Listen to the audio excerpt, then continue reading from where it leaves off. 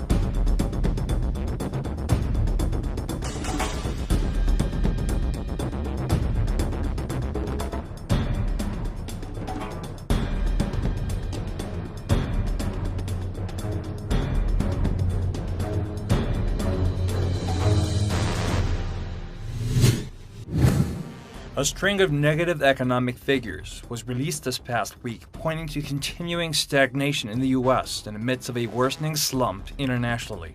According to the U.S. Labor Department, new claims for unemployment benefits have jumped by the highest amount in 6 months. Retail giant Walmart says its sales tumbled unexpectedly in the first quarter of the year. Internationally, for the fourth consecutive year, the United States fell in the global competitive rankings, largely because of worsening criticism of the U.S. government, and is now in 7th place. U.S. manufacturing slowed for a second straight month in May, as weak overseas demand and government belt-tightening at home led to the sector's most sluggish rate of growth since October. According to the latest Pew poll, 50% of Americans now think that the economy is not only in decline, rather, it's getting worse. Americans have been more likely to say the economy is getting worse than getting better in each weekly average since Gallup began daily tracking back in 2008. Unfortunately, the average person is unaware of what's really important in addition to the items they see so easily. For example, many Americans don't know why a $16 trillion deficit has any meaning for them. They don't know how it hurts them or helps them or anything else. They don't understand that the Federal Reserve has been playing games for years to buy time for America, to hide the fact that the American government could not possibly pay for this amount of deficit borrowings with normal interest rates, which is why they had to force it down to nearly zero interest rates, in order to enable us to continue our endless wars and to enable us to have entitlement programs such as Social Security and Medicare and Medicaid that are structurally very flawed. They don't see any of this. They don't understand the long-term consequences to America alone and the negative impact it's having around the world. The U.S. economy is visibly losing momentum, and there is small consolation of the fact that Europe is in worse shape, enduring the longest recession since the Eurozone was formed 13 years ago.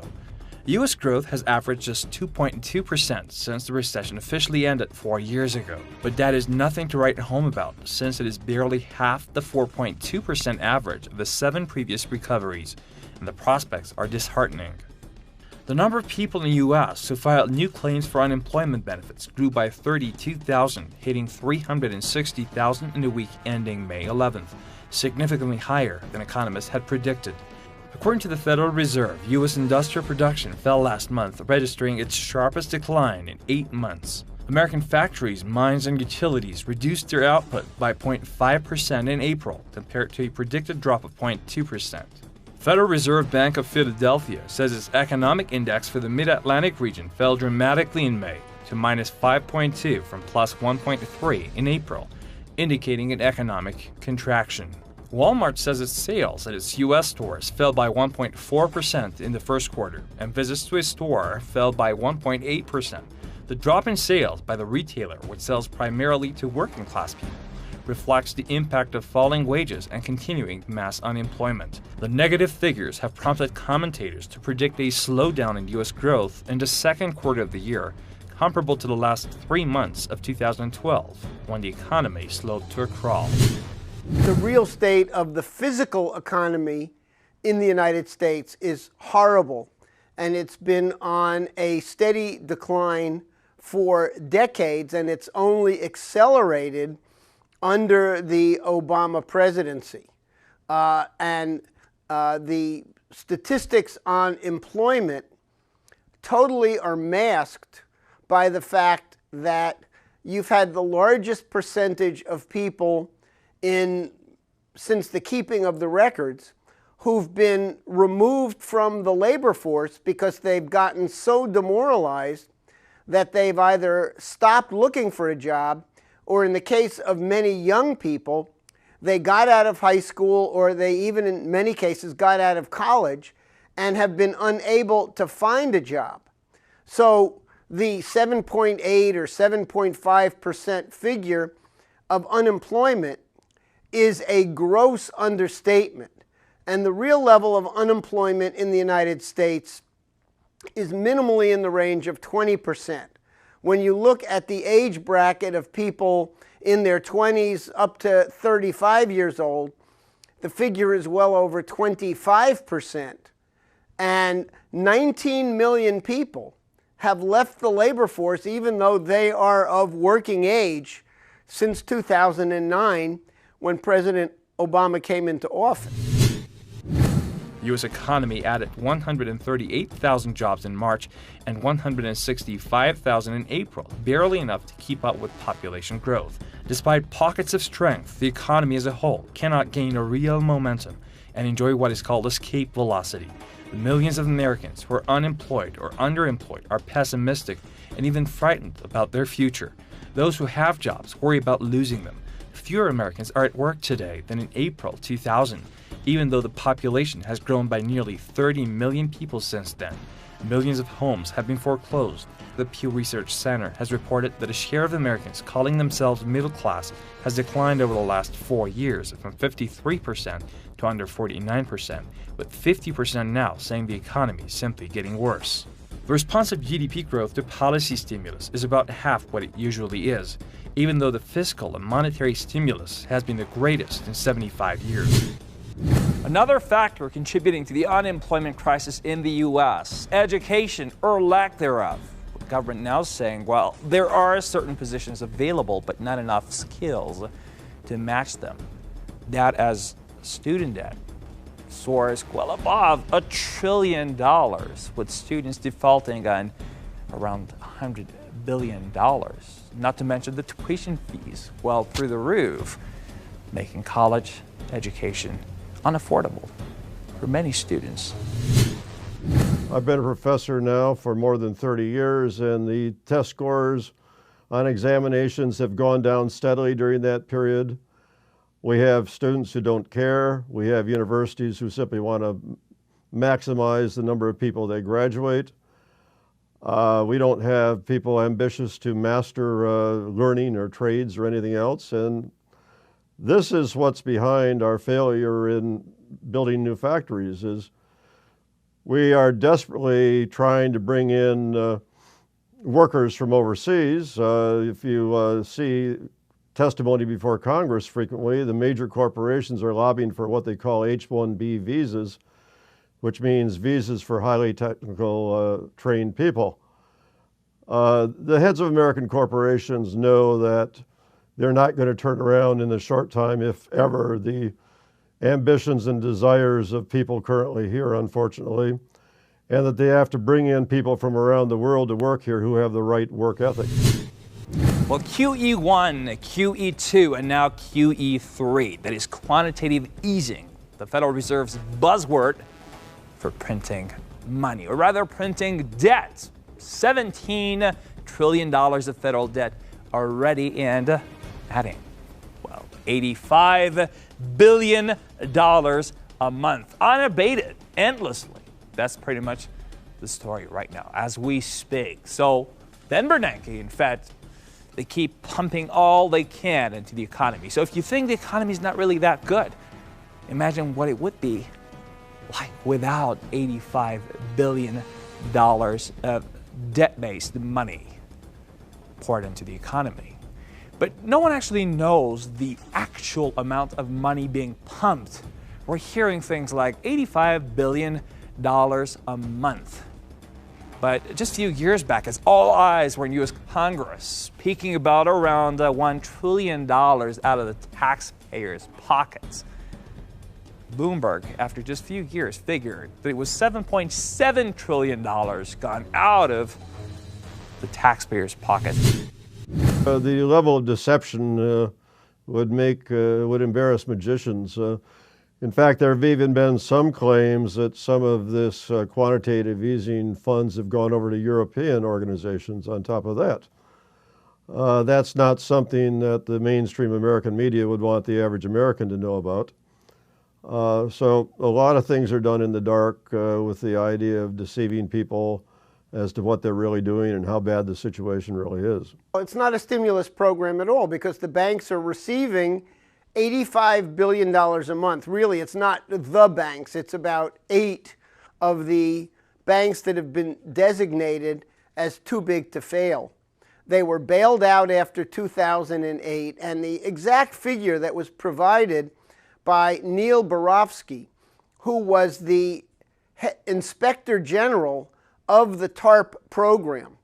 In the summer of 2011, he testified before the U.S. Congress, and he said that between the Treasury Department and the Fed, the total cost to American taxpayers of the bailout had been well in excess of $15 trillion, and that in fact there were still various programs to further bail out these too big to fail banks, and the sum total of the bailout up until that point was $23.7 trillion. After $85 billion of quantitative easing in QE3, we haven't seen the effects for the simple reason that quantitative easing is pushing money into the financial speculative economy. And that doesn't make its way to the small to medium-sized enterprise, the job-creating sector. So more quantitative easing, when we have QE4, QE5, QE6 in the trillions, whatever it is still not going to get to where the economy needs it to get. Well, interestingly enough, the claim made by Bernanke about his quantitative easing programs was that there would be a consumption wealth effect. Some of the critics jokingly call that a wealth trickle-down effect. His claim was that if we inflate the prices of stocks on the stock exchanges, that the people who see their stocks go up will then spend some of that money on goods and services. That's a joke. Led by the U.S. Federal Reserve, central banks throughout the world have sought to stave off the effects of the global slump through massive infusions of cash into the world financial system. This has served to inflate stock values and corporate profits, even as the ruling class intensified its assault on jobs, wages, and social services, driving the world economy deeper into slump. There are indications, however, that the effectiveness of these vast, unprecedented money-printing operations in staving off deflation is reaching its limit. Well, what we're seeing from all of the central banks and the banking system in general is policies directed at kicking the can down the road a little bit further and propping up the unsustainable a little bit more. And when the entire system gets a little bit too unsustainable, they tend to use fraud in order to prop up the system. And so what you see right now is central banks propping up other central banks in order to prop up banking systems, and really all done under unsustainable, in an unsustainable way, just simply kicking the can down the road a little bit further. And it's reached the point right now where it's very, very difficult and tricky to actually understand the flows across these large banking institutions. And it's all directed at propping up the unsustainable and getting back to business as usual, as the banks know it. This whole quantitative easing has been a very stupid idea. There are some people who excuse the very first rounds of it, saying, oh, the markets were so stressed they needed some liquidity. But the later rounds of quantitative easing, it's hard to find honest supporters of it. It creates bubbles, then the bubbles have to be deflated. People have been hurt. It's hard for any companies or individuals to make any plans for the future. It's hard to make rational decisions. Savers have been badly hurt. I mean, in the past, people who are at or near retirement age would depend very heavily on safe securities of deposit, federally insured, and depend on that for income. Well, when that drops down to nearly 0% interest return, they can't do that. And the basic response of Bernanke and the Fed is, well, that's too bad. They can just go in the stock market. Well, the stock market is very risky. And lots of professional investors, including some of the most famous hedge fund managers, lost money last year in the markets. But this has been the consequences at the American level for this. There have been international consequences too. The continuing trashing of the American dollar by the American government has led many foreign countries, especially those such as OPEC countries that sell oil and other commodities, to understand that they're being robbed by American thieves with this money that's really like an ice cube that melts away as soon as they get it in their hands. And so many countries have now turned to bartering or to requiring payments in baskets of currencies. But who's watching the U.S. Federal Reserve? Is it the U.S. Congress, the elected officials, representatives of the American people, or the White House? Turns out, none of the above. Well, the only thing federal about the Federal Reserve happens to be a name, agreed upon by a group of private bankers about a century ago in a place called the Jekyll Island. Well, the central banking system was originally founded, its foundations were in the UK with the Bank of England in 1694. That was originally a private bank, which over the years has steadily, one bit at a time, been nationalized, and very recently. But the Federal Reserve, the US central bank, was based upon the UK central bank, the Bank of England. Now, the US Federal Reserve is 100% a private institution. It's not federal at all. Former Congressman Ron Paul and Republican presidential candidate attempted for many years to have audits done of the Fed. And for a long time he was opposed. Gradually over time he started getting some support within Congress, but there has been considerable resistance on one side and lack of interest because the average American has no concept of what the Fed is and why it should be audited. And so, as you've noted, these bankers have been able to pursue their interests in the dark without anyone knowing really how bad it is and what they're really doing. It's unbelievable the lack of accountability that the Federal Reserve has, given the importance it has on not only the US economy, but the entire world. And the accountability and the audit trail is not transparent at all. And the central banking system alongside the banking system are two of the least transparent systems that are completely unaccountable out there. They call it sequestration, another Washington buzzword meaning some $1.2 trillion of automatic cuts in government spending. That after President Obama's super committee failed to find ways to balance the budget or deficit or the total debt over the course of the next 10 years to the tune of some $4 trillion. But sequestration is $1.2 trillion taken off government spending over the next 10 years, when many economists say, well, we're all Keynesians now and the U.S. economy needs government spending. Turns out this sequestration is now biting everything and everyone across the board, from the Pentagon's civilian employees, hundreds of thousands of whom are now put on forced unpaid furloughs, all the way down to Medicare and Medicaid, biting some $500 billion out of Social Security over the next 10 years. A drop in government spending dragged more on the U.S. economy than initially thought in the first 3 months of the year, a sign of increasing pain from Washington's austerity drive. The U.S. Defense Department has announced that it would begin unpaid furloughs for hundreds of thousands of its civilian employees as part of the imposition of $85 billion in sequester budget cuts this fiscal year.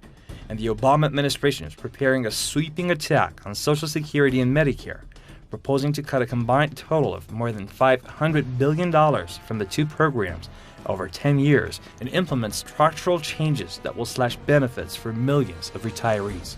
There are more than 2 million unemployed Americans who might have had jobs if not for austerity. That's the conclusion of a new study by Michael Greenstone and Adam Looney at the Brookings Institution.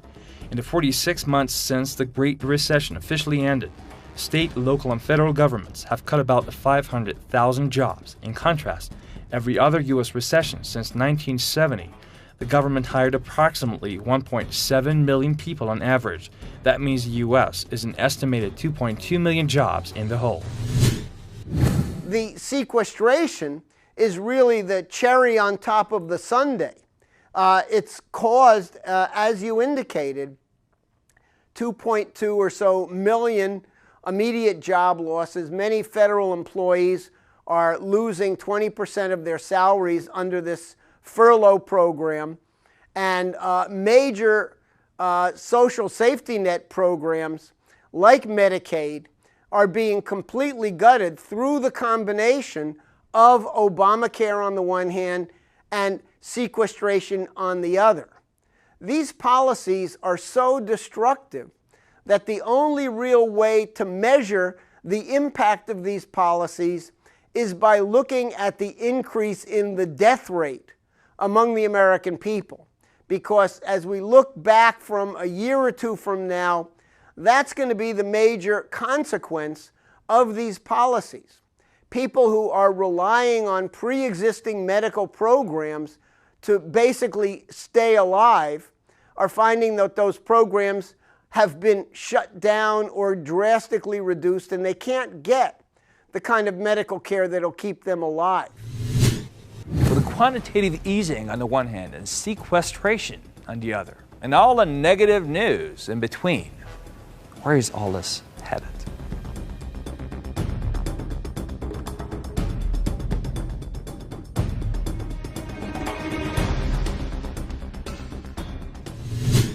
We're headed for a major social crisis, largely caused by the failure of economic policy.